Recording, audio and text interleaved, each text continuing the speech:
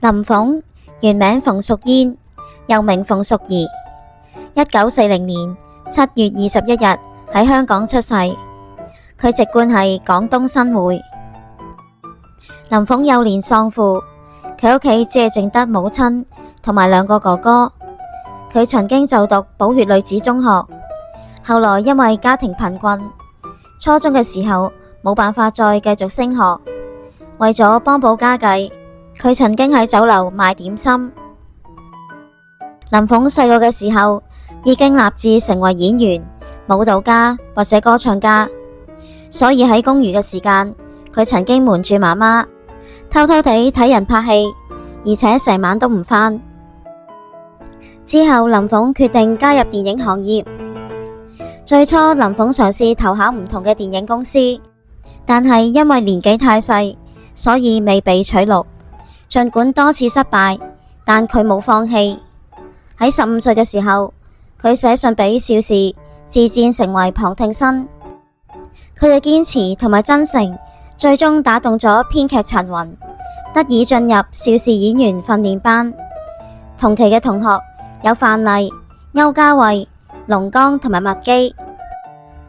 喺受訓期間，林鳳得到訓練班主任兼粵語組宣傳大員崔毅嘅賞識。崔毅唔只係成立粵語片訓練班嘅關鍵人物，亦都係佢建議邵氏老闆邵逸夫同邵雲梅啟用新人。原因係當時資深同埋當紅嘅演員片酬非常之高，例如方艷芬同埋紅線女，佢哋嘅片酬高達5至6萬，幾乎佔咗一部粵語片嘅製作費近1/3。因為成本問題，導致電影製作粗製濫造。崔毅認為呢個風氣必須改善，於是佢向邵逸夫同埋邵雲梅建議採用新人，將慳落嚟嘅片酬轉為宣傳費用，以力捧新人。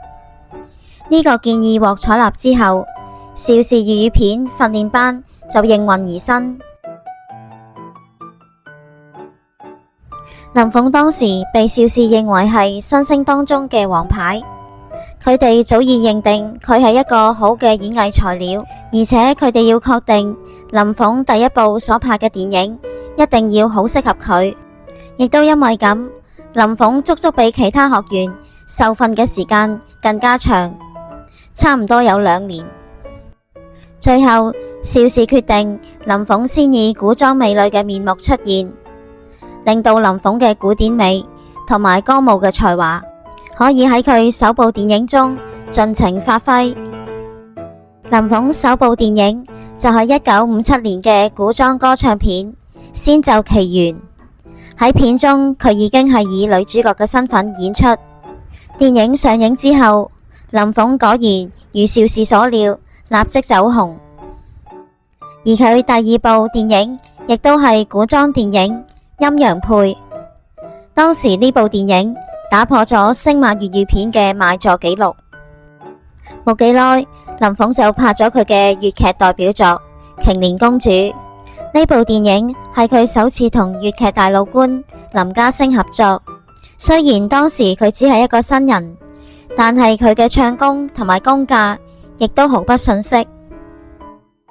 後來陳雲注意到林鳳嘅摩登少女形象，因此就幫佢度身訂造《玉女春情》呢部電影。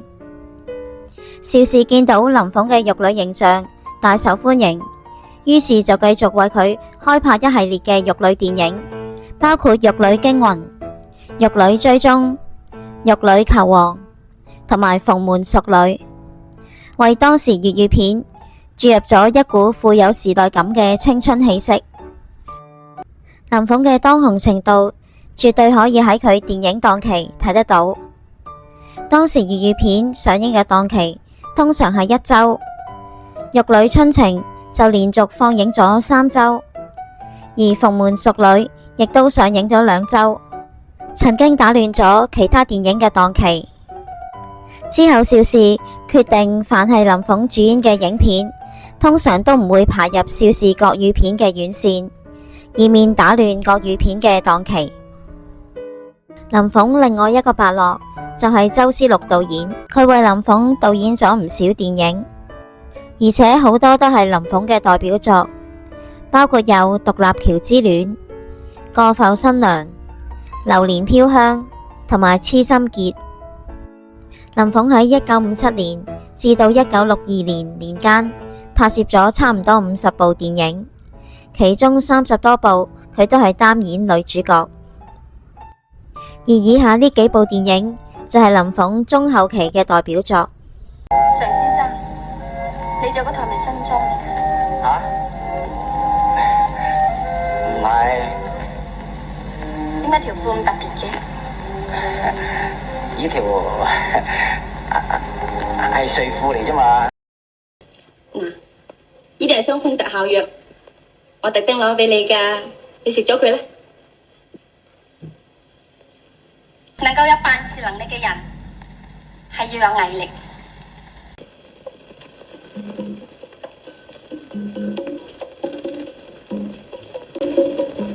志航，雖然我係同你鬥氣，但係都唔會話咁黑心，俾啲毒藥你食㗎嘛，食咗佢即刻好㗎。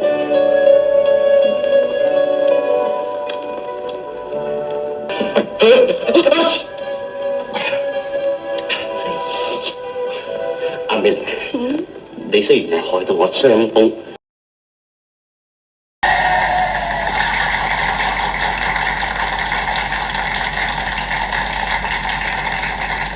但係要你做司機就大材小用啦。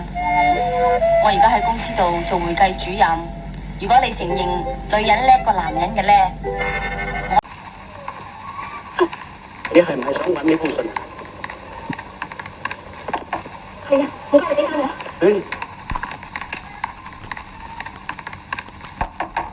你房裏有人咩？邊個？我太太啊嘛。你證明我殺咗人？我認得你。尋日你喺醫院拎沓花去探佢，但係佢話唔識你噃。呢點已經係值得懷疑啦。仲有啊，你話唔係殺佢嘅，你點知道佢死喺呢度？翻轉頭嚟攞信啦！查請恭候，閣下只需報出附記實簽口號，當即引見施德仁。俾咗佢，俾我仲見，將你冤枉我。你想得收？你話我係兇手？你係兇手啊！我話你係兇手。你係兇手。小姐，要啲咩月餅？呢度好靚月餅喎。偷唔偷？激死人！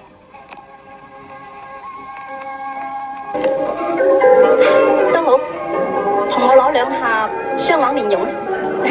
我驚我媽唔記得。好。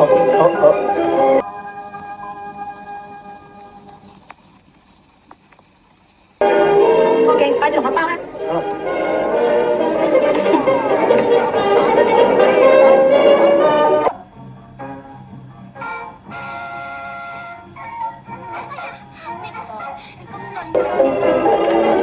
姐，呢度2盒雙黃蓮蓉。約埋我媽數得啦。哦，好。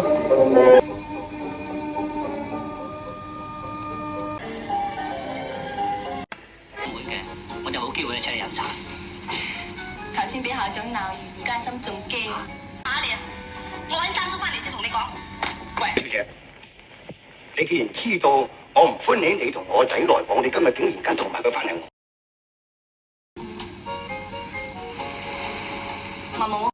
我根本唔知道。你無謂多講啦，嗱，我媽媽冇能力養我，就送咗我孤兒院。我自細喺孤兒院度，由我表姑媽養大嘅。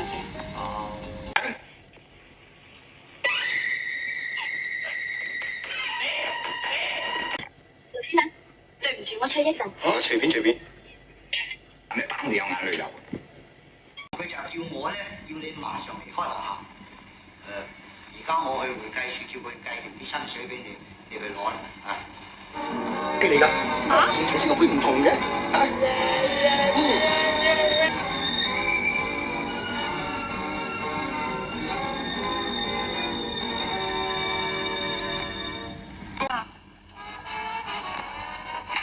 你以前都唔食煙仔嘅，而家學人食煙仔。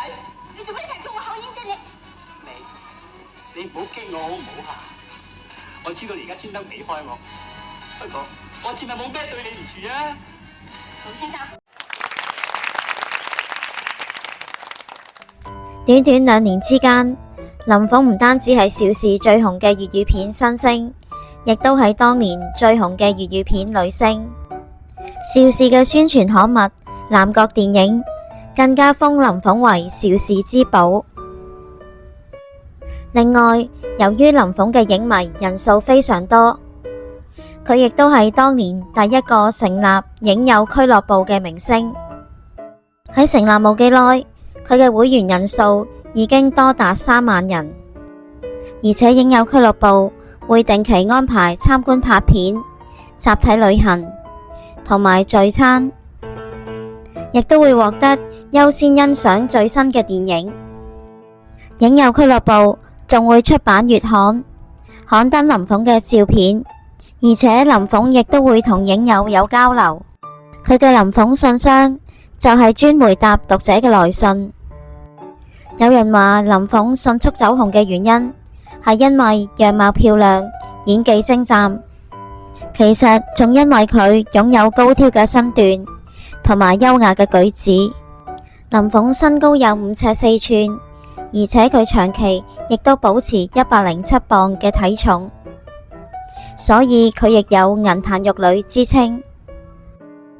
拍戲以外，林鳳從不放過任何學習嘅機會，佢會學習國語、英語同埋唔同嘅舞蹈，甚至騎馬、游水同埋揸車。